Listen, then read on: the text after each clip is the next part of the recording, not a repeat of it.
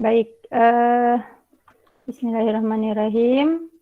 Saya akan coba menyampaikan materi tentang pendahuluan termodinamika ya. Jadi ini mata kuliah kimia fisik, awalnya namanya kimia fisik 1, tapi sekarang tidak ada angkanya lagi, jadi langsung kimia fisik 1 itu diganti dengan kimia fisik, termodinamika, dan kesetimbangan ya. Untuk pertemuan 6 kali ini, kita akan pelajari tentang termodinamika dengan tujuannya yaitu menganalisis hukum termodinamika 1 melalui konsep sistem lingkungan kerja, kalor, energi dalam, dan entalpi, membedakan sistem dan lingkungan serta interaksinya berdasarkan materi dan energi yang terlibat pada interaksi tersebut.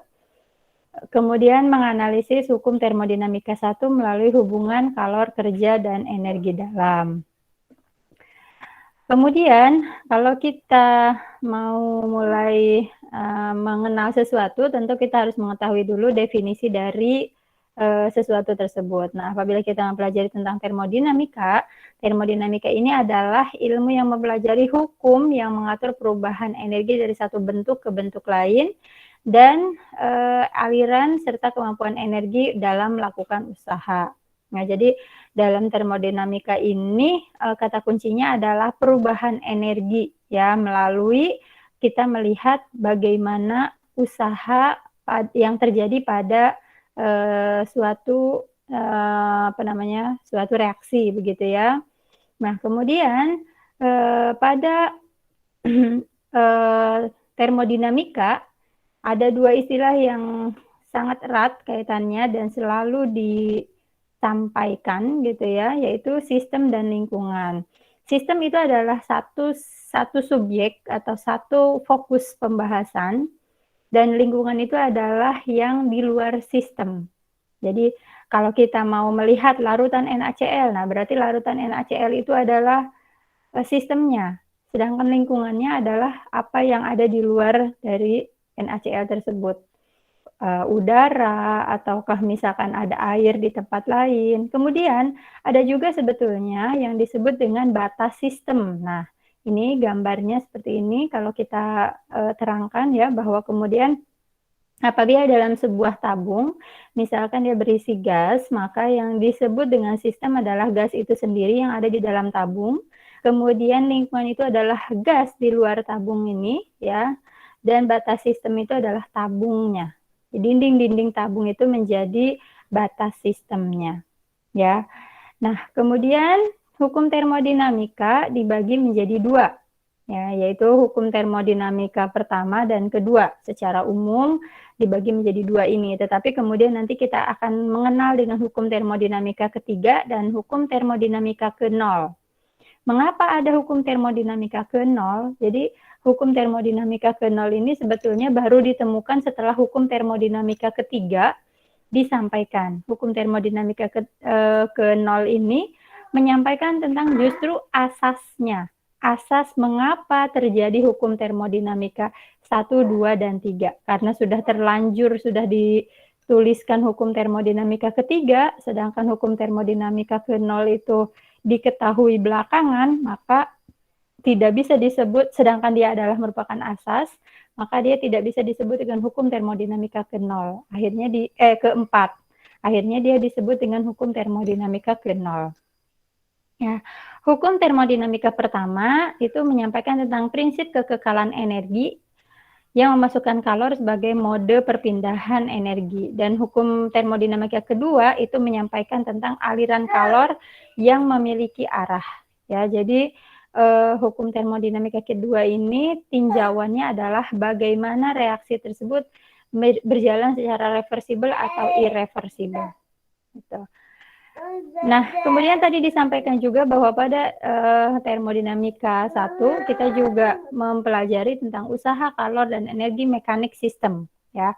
Kalau kita definisikan, maka pengertian usaha ini adalah satu ukuran energi yang dipindahkan dari sistem ke lingkungan ya. Jadi intinya usaha itu adalah bagaimana memindahkan sistem ke lingkungan ya. Kemudian kalor itu adalah energi panas yang berpindah dari benda bersuhu tinggi ke benda yang bersuhu rendah, dan energi mekanik sistem itu adalah energi yang memiliki sistem karena adanya gerak dan koordinat kedudukannya. Nah, jadi ini kita harus memahami terlebih dahulu sebelum kita beranjak mempelajari hukum termodinamika 1 itu apa saja definisinya. Kemudian ada juga yang disebut dengan energi dalam, ya. Energi dalam ini adalah satu sifat mikroskopik zat sehingga tidak dapat diukur secara langsung. Ya, tidak bisa diukur secara langsung energi dalam ini, hanya saja kita bisa melihat perubahan energi dalam ini sendiri. Maka kemudian energi dalam ini dirumuskan sebagai delta U atau perubahan energi dalam dengan menilaikan atau sama saja nilainya dengan U2 dikurangi U1, di mana U2 ini adalah energi dalam setelah terjadinya perubahan, dan yang U1 itu adalah energi dalam sebelum terjadinya perubahan atau reaksi. Nah, kemudian sebelum juga kita mempelajari tentang hukum termodinamika, kita juga harus mengetahui perjanjian tanda yang berlaku pada hukum termodinamika. Ya, hukum termodinamika itu berjalan ya dengan perjanjian tanda tentang usaha dan lingkungan. Ya, usaha dan lingkungan. Jadi usaha atau W atau work, jadi W itu dari work ya. Dia akan bertanda positif jika sistem melakukan usaha pada lingkungan ya. Jadi sistem melakukan usaha pada lingkungan. Jadi ada reaksi keluar gitu ya. Misalnya gas memuai di sini. V2 lebih besar dari V1 gitu ya. V2 lebih besar dari V1. Jadi ada terjadi perubahan perubahan volume. Kemudian kalau usaha bertanda negatif itu jika lingkungan melakukan usaha pada sistem. Kebalikannya, artinya sistemnya menerima gitu ya, menerima kalor. Ya, jadi adanya perubahan W dan Q di sini ya. Nah, secara lebih jelasnya ini biasanya digambarkan sebagai berikut. Apabila kita mempunyai suatu sistem yang warna biru ini ya, kita perhatikan dulu tanda W dengan Q ya. Di sini W itu adalah usaha berkaitannya dengan Q. Bagaimana melihatnya? Ini lingkungan itu ada di luar. Misalnya apabila sistem melakukan usaha ya, kalau melakukan usaha kan berarti usahanya atau work-nya lebih dari 0 ya, keluar gitu, ada usaha keluar. Nah, maka di sini W-nya itu akan bernilai positif atau lebih dari 0 ya. Sistemnya melakukan usaha keluar nih. Jadi sistem ini melakukan usaha ke lingkungan sehingga W-nya adalah 0. Ya, Q-nya bagaimana? Q-nya apabila dia dikenai sistem ini dikenai kalor ya, jadi dari lingkungan, maka Q-nya adalah juga sama dengan lebih dari 0 atau bertanda positif. Ya. Nah, kemudian kalau kita lihat yang posisi satu lagi, posisi panah satu lagi. Apabila sistem ini dikenai usaha, ya, dikenai usaha di sini panahnya, dikenai usaha dari lingkungan, maka W-nya akan bernilai negatif. Ya, dikenai usaha maka W-nya adalah negatif. Kemudian sistem dia akan mengeluarkan kalor gitu ya, maka Q-nya adalah bernilai negatif. Nah, ini semua sebenarnya kalau kita memahami gambar ini, maka ini adalah menjadi salah satu dasar reaksi eksternal dan reaksi eksotermis dan reaksi endotermis. Gitu ya. Reaksi eksotermis itu kan reaksi yang berjalan apabila sistem melakukan usaha gitu ya, melakukan usaha mengeluarkan kalor. Sehingga di sini Q-nya sama dengan 0, akhirnya nanti delta H-nya berkaitan dengan entalpinya. Nah, itu nanti entalpi dibahasnya di pertemuan berikutnya ya. Entalpinya juga akan bernilai negatif. Dan sebaliknya, apabila sistem ini dikenai suatu usaha, ya, dikenai suatu usaha, maka dia akan dikenai oleh sebuah kalor. Maka dia akan mengalami delta entalpinya atau perubahan entalpinya adalah bernilai positif. Ya, bisa dipahami sampai di sini? Kita bisa lihat posisi tanda panahnya saja. Sampai di sini ada yang mau ditanyakan dulu sebelum kita beralih ke slide berikutnya? Atau cukup? Oke, kalau tidak ada yang bertanya, saya anggap semua paham ya. Nah, berikutnya pada sistem termodinamika itu ada 3 sistem ya. Ada 3 sistem, ada sistem terbuka, ada sistem tertutup, dan juga sistem terisolasi. Ya.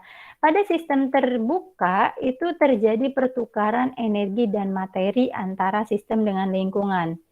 Ya, sehingga terjadi pertukaran materi dan energi ini sehingga suatu materi bisa berubah gitu ya, bisa berubah menjadi materi lainnya, energinya juga bisa kalau kita ukur misalkan dia merupakan energi kalor, maka kalornya akan berubah juga. Mungkin lebih dingin seperti itu. Nah, ini contohnya kopi panas dalam cangkir. Ya, cangkirnya dibiarkan terbuka, tidak ditutup gitu ya, tidak ada tutupnya. Maka bisa saja ke dalam cangkir ini masuk debu, kemudian juga tadinya panas kopinya, maka dalam waktu beberapa menit gitu ya, kopi ini akan menjadi hangat dan lama-lama akan menjadi dingin. Nah, itu terjadi masuknya debu itu adalah pertukaran materi, gitu ya. Lalu berubahnya suhu kopi dari panas menjadi hangat, kemudian menjadi dingin, itu adalah pertukaran energi. Nah, demikian pada sistem terbuka, ya. Artinya semua hal bisa terjadi. Dan ini biasanya kalau pada reaksi kimia itu jarang sekali dilakukan karena biasanya kita kecuali pada senyawa-senyawa yang non volatil, ya. Nah, kemudian yang berikutnya ada sistem tertutup. Nah, ini sebetulnya lebih memungkinkan hanya terjadi pertukaran energi saja, sementara pertukaran materi tidak bisa terjadi. Ya, misalnya di sini kopi panas dalam gelas tertutup. Uap airnya tidak bisa keluar, gitu ya. Debu juga tidak bisa masuk ke dalam gelas tersebut, ya, karena ada halangan dari tutup gelas. Tetapi pertukaran materi akan tetap terjadi, ya. Oleh karena itu, walaupun dia ditutup, begitu ya, cangkirnya, tetap saja apabila didiamkan dalam beberapa waktu, maka gelas ini dan kopi ini akan tetap turun suhunya, ya. Tidak ada yang apabila didiamkan dia tetap panas, gitu ya. Hanya ditutup saja tetap panas, nggak bisa. Pasti dia akan mengalami penurunan suhu. Dan ada juga sistem terisolasi. Sistem terisolasi ini tidak memungkinkan terjadinya pertukaran materi dan energi. Ya, jadi tidak akan terjadi tuh masuknya debu, kemudian keluarnya uap air, dan panasnya pun relatif lebih stabil. Dia tidak akan bisa keluar dari sistem tersebut. Nah, contohnya apa? Contohnya kalau kita mempunyai termos, ya, termos air panas.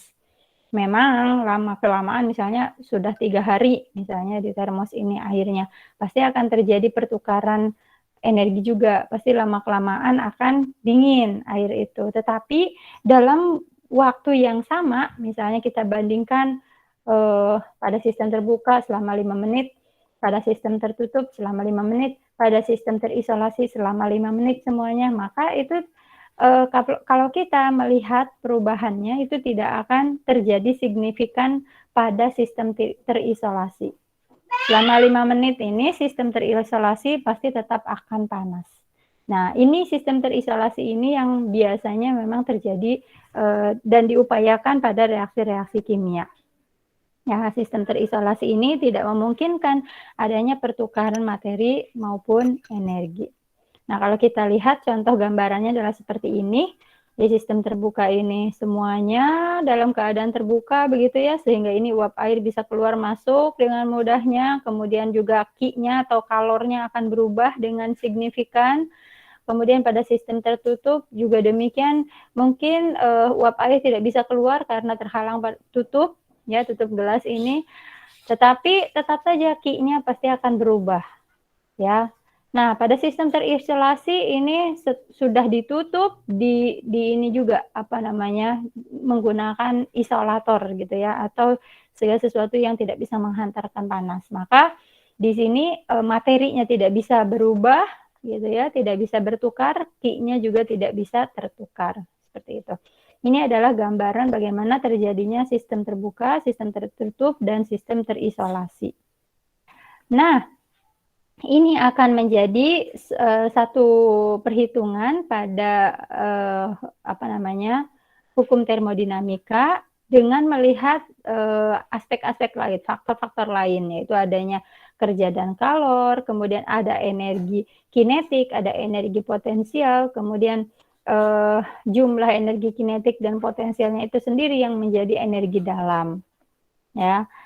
Nah, kemudian dari sini, dari sistem yang tadi kita sudah mempelajari, terjadi hubungan energi dalam, kalor, dan kerja yang dirumuskan oleh James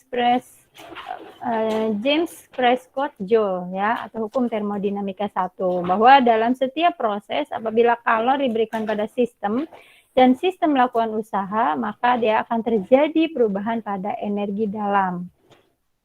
Ya.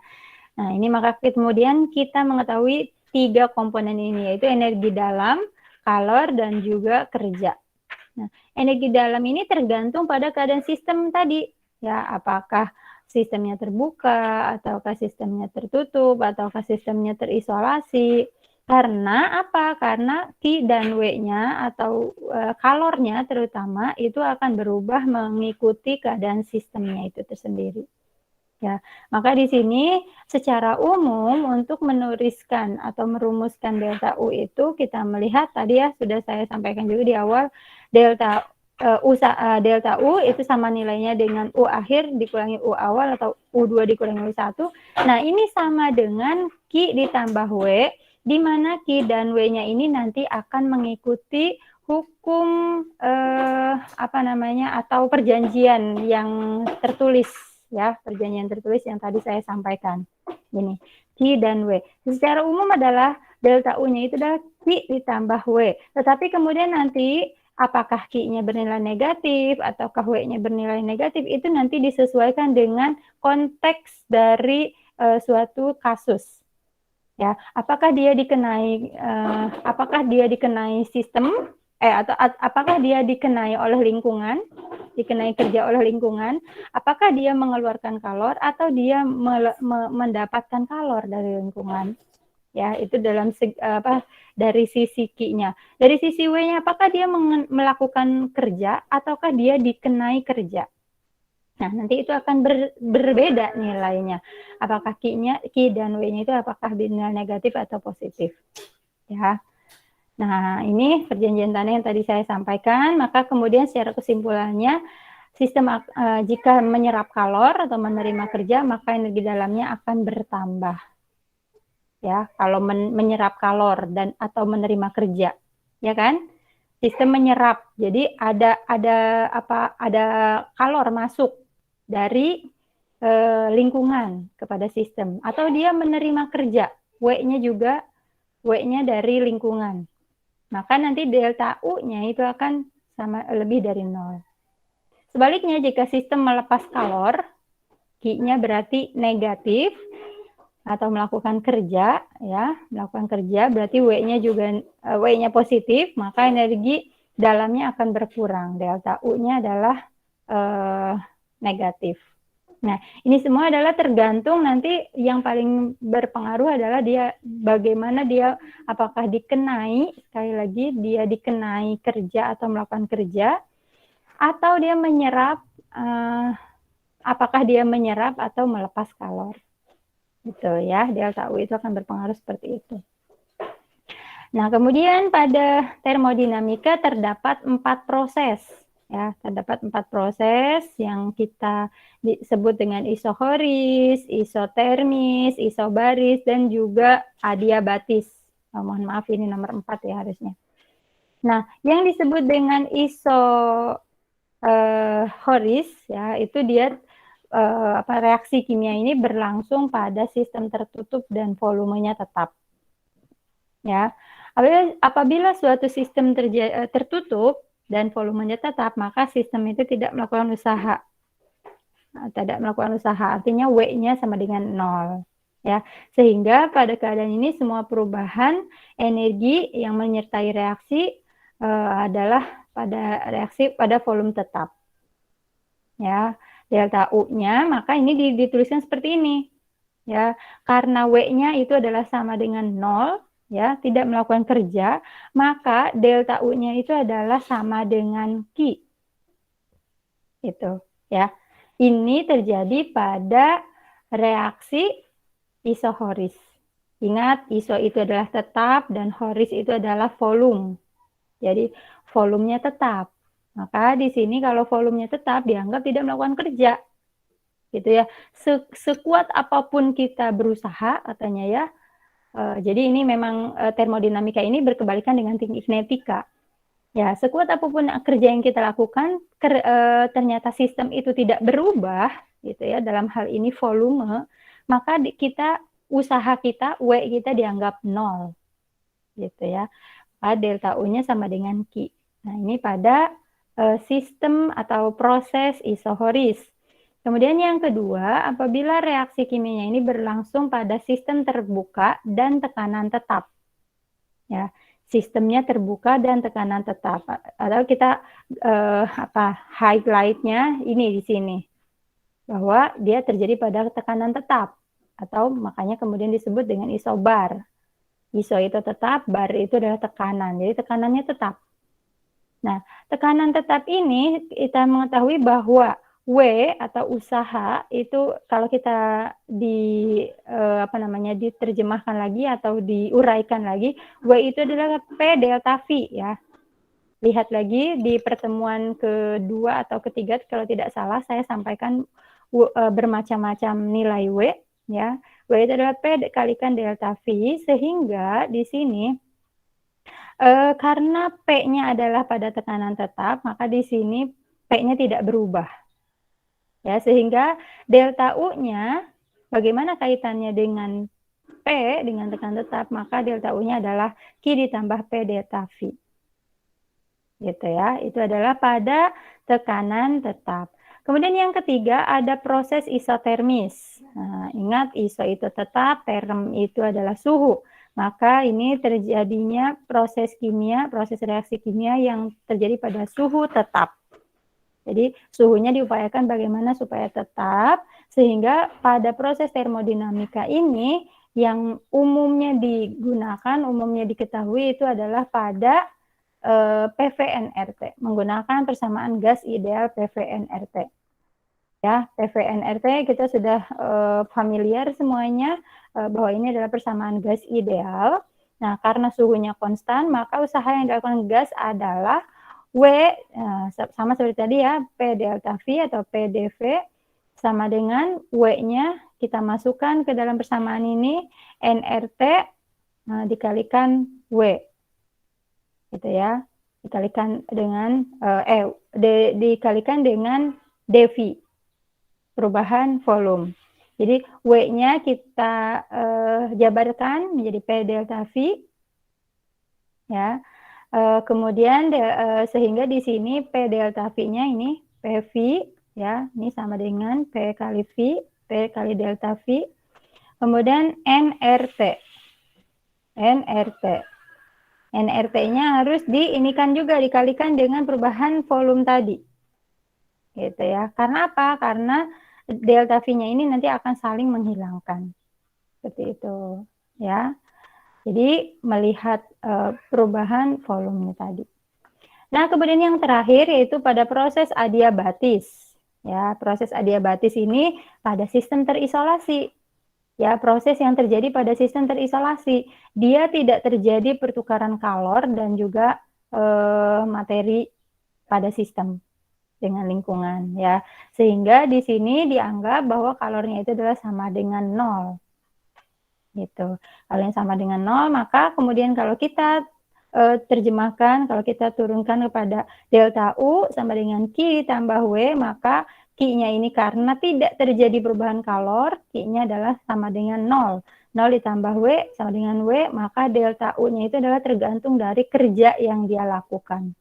Ya, jadi proses adiabatis ini berkebalikan dengan proses yang pertama, yaitu proses isohoris. Dimana kalau pada isohoris itu justru W-nya yang dianggap 0 karena dia tidak melakukan kerja, sedangkan pada sistem terisolasi, proses adiabatis terjadi W-nya yang Q-nya yang dianggap tidak terjadi perubahan atau 0, sehingga delta U-nya atau perubahan energi internalnya adalah sama dengan W. Nah, seperti itu ya. Jadi itu adalah berbagai macam proses pada termodinamika, kemudian bagaimana termodinamika itu terjadi, apa saja yang yang perlu diperhatikan pada termodinamika, dan juga bagaimana kaitannya dengan U dan W serta Q, seperti itu ya. Barangkali sampai di sini, apakah ada yang mau didiskusikan, ditanyakan satu pertanyaan? Ada? Tidak ada, cukup. Oke, baik. Kalau cukup, berarti nanti silahkan ada kuis ya di Spada. Jadi kita perkuliahan dilakukan dengan asinkronus. Di Spada silahkan nanti dilihat ada kuis 1 pertanyaan dari saya tentang hukum termodinamika 1. Ya, baik. Terima kasih dari saya, cukup sekian penjelasannya. Mudah-mudahan bisa dipahami. Kita akhiri. Assalamualaikum warahmatullahi wabarakatuh. Waalaikumsalam warahmatullahi wabarakatuh. warahmatullahi wabarakatuh. Terima kasih, Ibu.